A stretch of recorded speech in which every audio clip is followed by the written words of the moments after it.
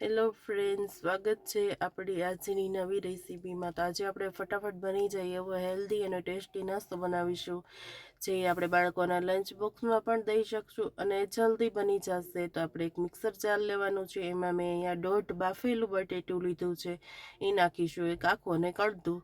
અને ત્યાર પછી આપણે ચોખાના પૌવા નાખીશું, એ આખી વાટકી ભરીને આપણે લીધા છે. તો એટલા આપણે 1.5 બટેટાને સામે લેવાના છે, એક વાટકી એક ચોખાના પૌવા, અને એની સામે અડધી વાટકી એક આપણે ચોખાનો લોટ લેવાનો છે. તમારી પાસે ચોખાનો લોટ ના હોય તો તમે ઘઉંનો લોટ પણ નાખી શકો છો.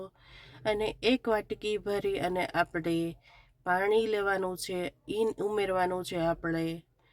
એટલે આપણે એક ચોખાની પૌવાની વાટકી લીધી છે, તો એની સામે એક વાટકી એક પાણી લેવાનું છે. તો આપણે સરસ મિક્સરમાં પીસી લેશું. ફ્રેન્ડ્સ, આપણું બેટર તૈયાર થઈ ગયું છે. તો હવે આપણે કાઢી લેશું. તમે જોઈ શકો છો ફ્રેન્ડ્સ.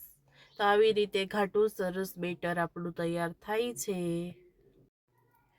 તો આપણું બેટર જે કાઢી લીધું છે ફ્રેન્ડ્સ, તો એમાં આપણે થોડુંક એટલું પાણી નાખીશું, જેથી કરીને થોડુંક પોચું થઈ જાય. આવી રીતે થોડુંક પાણી નાખીને ત્યાર પછી આપણે સરસ મિક્સ કરી લેવાનું છે. ફ્રેન્ડ્સ, તો આપણે વેજીટેબલ નાખીશું. તો અહીંયા મેં ઝીણી કટકી કરેલા ટમેટા લીધા છે, એ નાખીશું. ત્યાર પછી મેં અહીંયા ડુંગળી ઝીણી સમારેલી લીધી છે, એ નાખીશું. અને તીખાસ માટે મેં અહીંયા મરચીનો ઉપયોગ કર્યો છે, એ નાખીશું. હવે આપણે લીલા ધાણા ઝીણા સમારેલા લેવાના છે, એ નાખીશું. ફ્રેન્ડ્સ, તો હવે આપણે સરખું મિક્સ કરી લેવાનું છે. તમે જોઈ શકો છો કે આપણે મિક્સ કરતા હોય ત્યારે સરસ ઘાટું એવું બેટર રહે છે. સ્વાદ પ્રમાણે આપણે મીઠું નાખીશું. અને ત્યાર પછી આપણે ઈનો લીધો છે.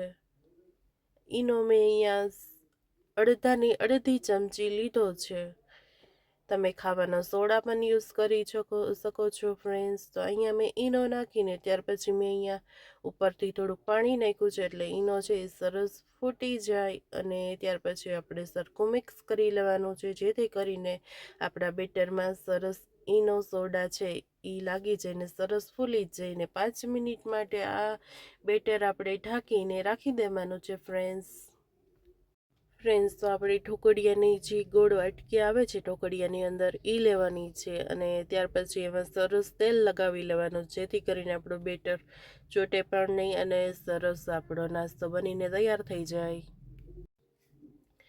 ફ્રેન્ડ્સ, તો હવે આપણે તેલ લગાવી લીધું છે બધી જ વાટકીઓમાં.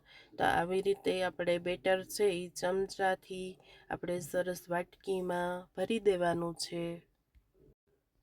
ફ્રેન્ડ્સ, તો તમે જોઈ શકો છો કે સરસ આપણે બધું બેટર વાટકીમાં ભરી દીધું છે. અને ત્યાર પછી આપણે ચીલી ફ્લેક્સ લીધો છે, એ આપણા નાસ્તામાં ઉપરથી નાખીશું. તમે જોઈ શકો છો કે આવી રીતે સરસ નાખી દેવાનો છે ચીલી ફ્લેક્સ.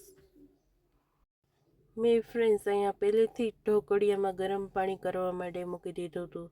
તો સરસ પાણી ઉકળી જાય ત્યાર પછી જ આપણે નાસ્તો અંદર સ્ટીમ કરવા માટે રાખવાનો છે.